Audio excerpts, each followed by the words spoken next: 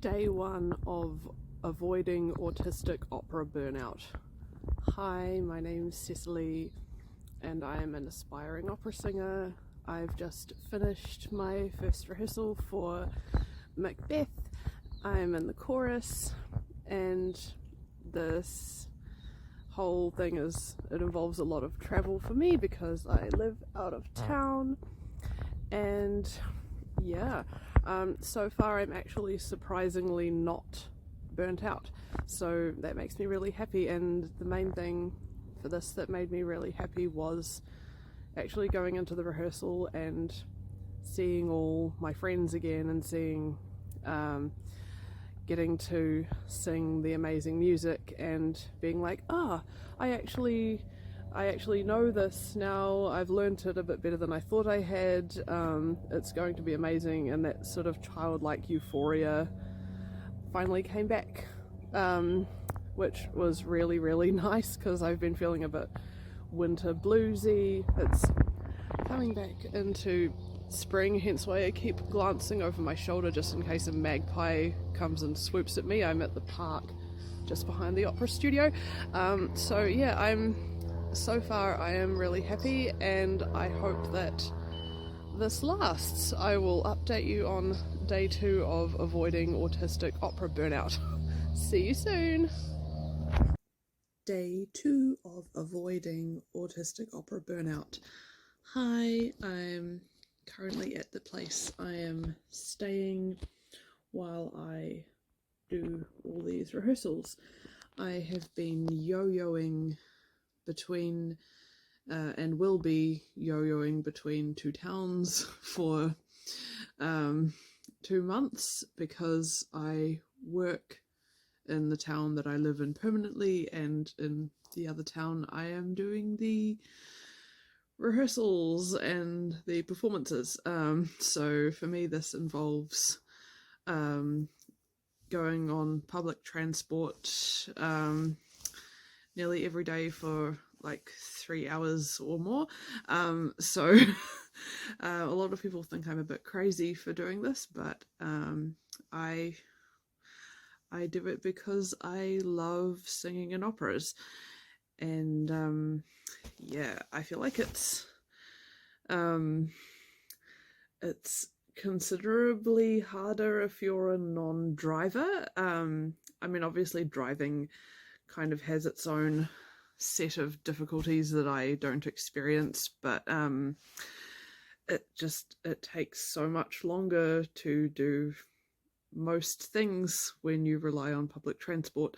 But it is nice being able to just sit there as opposed to driving, because I am one of those people who finds driving extremely difficult. I've tried to get my or to just have lessons, and I find it incredibly hard, and apparently that's quite common among people on the spectrum. So public transport it is. I've tried the new train that goes between Hamilton and Auckland, and it is awesome. I thought I would get travel sick because I was facing backwards the whole time, but I didn't. I was very surprised. Traveling actually used to really, really trigger my anxiety. I would always have panic attacks on buses and things, but these days I've just gotten used to it, and I consider that massive progress. So even though I am very, very tired right now, I'm really stoked with how far I've come, and I'm hoping that I will keep progressing. I will see you tomorrow. Day 3 of avoiding autistic opera burnout, not entirely successfully. So today's been a bit of a bumpy ride. I mean, it started off fine. I was just waiting around for my rehearsal, and then I got a whole bunch of emails and was like, uh-oh, because I have realized I've got a whole lot of clashes, meaning I need to make a whole lot of very difficult decisions, and I suck at making decisions. They stress me out.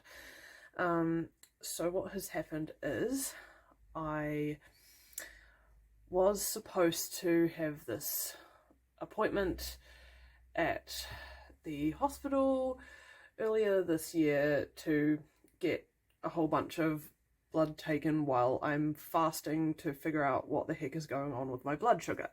That did not happen because a whole bunch of people got COVID and that ward got all clogged up. So it got postponed. Unfortunately, the dates that it has been postponed to clash with some very important rehearsals for this opera that I'm in. And I cannot miss those rehearsals. And if I have to miss those rehearsals, I am going to have to pull out of the production. And that makes me really sad because I was so looking forward to it. But also, I also don't really want to reschedule the appointment, even though I asked the endocrine clinic if I could reschedule the appointment if possible. I don't know if that'll happen, but I don't really want to reschedule it. So there's that dilemma, and also one of my teaching jobs, I've been made aware that I have been away way too much and will be away way too much. So I'm juggling too much, and I've known all year that I have been juggling too much. So I have kind of shot myself in the foot, but you live, you learn. So I'm going to have to decide between kind of two things, kind of three things, if you know what I mean. And it will be a very tough decision, but we'll figure that out. I have been crying, in case you couldn't tell. But yeah, so I'll probably go to rehearsal tonight, but we'll see whether or not I can go to future rehearsals. I'll keep you updated. Day 4/5, I think, of avoiding autistic opera burnout. So I have some pretty gutting news. I have pulled out of Macbeth, and that was not an easy decision because I was so looking forward to it. It was going to be so cool. But I decided it would be best to put my mental and physical health first, because the yo-yoing between two towns by public transport and like for work and things, I could tell it was going to be exhausting, and also my voice still isn't quite right after having had COVID. So even though it's so frustrating, because even though my medical appointment has been postponed, I've still pulled out of the opera because I decided I need to be absolutely laser focused on my overseas audition tour at the end of the year, and with all this travel, I've had absolutely no time to actually prepare for that, and that's not good. So, yeah, I'm wishing all of those who are in the opera all the best for the performance. I'm sure it will be incredible, and I'm absolutely gutted not to be with you on the night, but just have fun, guys. Give it your all. Yeah. And so yeah, over the past 2 days I yo-yoed between towns. I literally went back to Hamilton on the bus, went to one of my jobs straight from that 3-hour bus ride, went home, packed, got up at the crack of dawn the next morning, bussed to Cambridge for my other job, and then bussed from Cambridge to Auckland, where I am now, and I am very, very, very tired. It's now nighttime, as you can tell from my attire, but yeah, So I'm basically just in Auckland to retrieve the stuff that I left here, and also to um, just explore Auckland and have a few singing lessons, hopefully, so it's not a complete waste of a trip.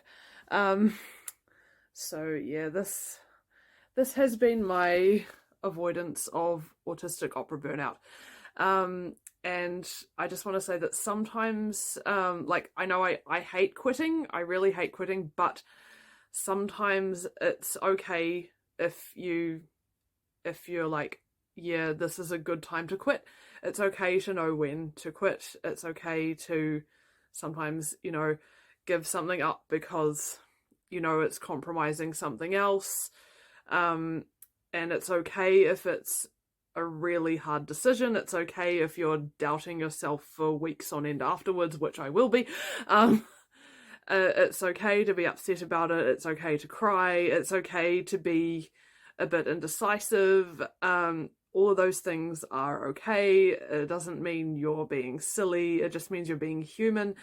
And I really hate these situations. I can't stand uncertainty, but that's one of the things I'm learning to deal with as I get older. So I'm hoping that I will now be successfully avoiding burnout. So it's been a while since I made my last video because I've been way too tired to make any videos over the last couple of days, 3 days I think it's been. So just to conclude, well, I kind of feel like I haven't entirely successfully avoided autistic opera burnout, but I have also learned quite a lot about what my brain does in these uncertain situations, like when times get uncertain and when I have to change plans a lot. I get very uncertain about what I really want, and I lose a lot of motivation. As you can see, my room is a complete and utter pigsty. I won't show you too much, it's embarrassing.